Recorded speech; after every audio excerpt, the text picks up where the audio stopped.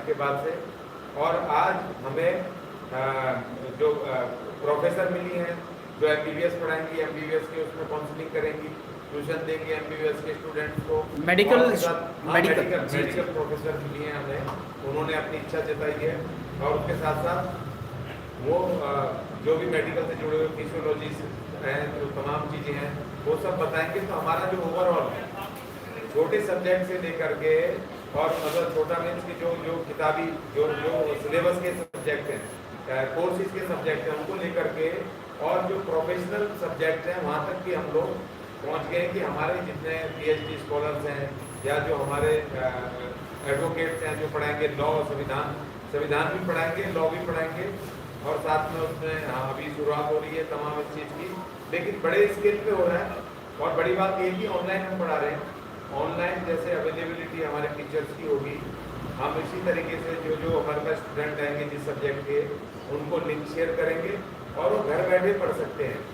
और ये बड़ी बात है कि जब से हमने इसकी शुरुआत की है, इसका प्रचार किया है, पूरे देश से हमारी लड़कियों के, महिलाओं के बहुत फोन आ रहे हैं और बहुत इमोशनल होकर के वो इस बात को कह रही है कि जो गांव देहातों में रहती हैं, दूर दराज, जिनके गांव से सड़कें नहीं हैं या कन्वेंस नहीं है, दूर दराज कॉलेजेस हैं, स्कूल्स हैं, वो 8वीं 7वीं 6वीं या 12वीं या 12-10वीं के बाद उनको घर बिठा देते हैं माँ बाप कि कोई हादसा ना हो जाए, लड़की है।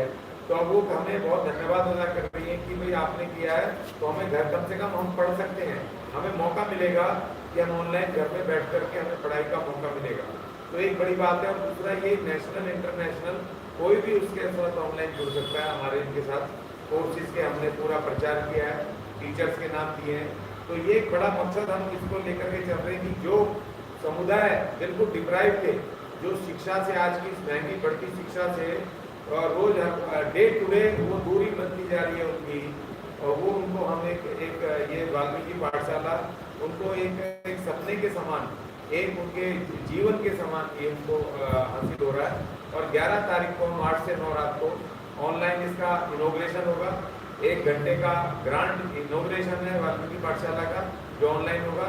और जो हमारे 12 जो हमारे स्कॉलर्स हैं, जो टीचर्स हैं, जो प्रबंधन कमेटी है, वो अपने कोर्सेज के बारे में, सिलेबस के बारे में और अपना ब्रीफ इंट्रोडक्शन उस दिन वहाँ देंगे। और फिर 12 तारीख से रेगुलर क्लासेस शुरू होंगे। जी।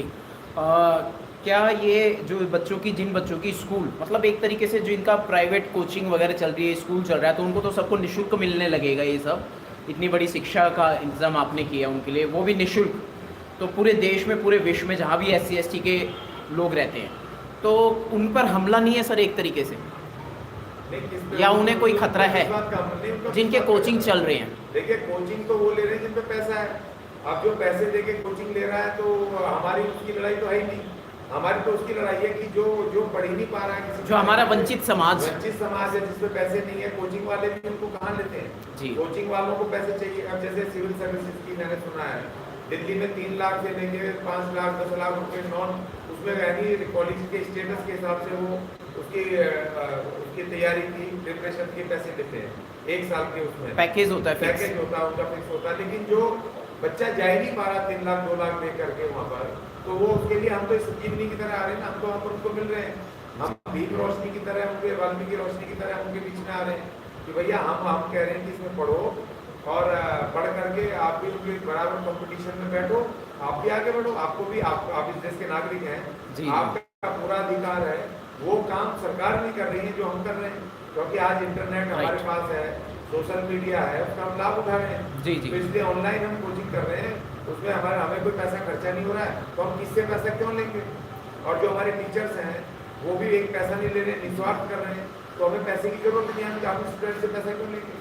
ट्रांसपोर्ट का टाइम बचेगा, मतलब आवागमन का, यातायात का, कि शिक्षा के लिए कहीं जाना पड़ता है तो ऑनलाइन घर बैठे ही उन्हें शिक्षा उपलब्ध करा रहे हैं। बिल्कुल घर बैठे होगा। तो दूसरी बात ये कि ट्रांसपोर्टेशन के तो पैसे ही नहीं है उनके पास, तो ट्रांसपोर्टेशन बचेगा। जी जी। वो तो महिलाएं, हमारी जो महिलाएं हमें कह रही है, लड़कियां हमारी फोन आ रही है मुझे और कि भाई हमें तो घर में बिठा दिया, माँ बाप का भी डर सही है, क्योंकि वो दूर दराज कैसे जाएंगी, रात को अंधेरा हो जाता है शाम को, और वो दूर किलोमीटरों दूर बस छोड़ती है, जंगल है, फिर दबंग लोग वहाँ पर उनके हमले करते हैं, तो लड़की को घर बैठाना ही वो समझते हैं मजबूरी, कम से कम सुरक्षित तो रहेगी।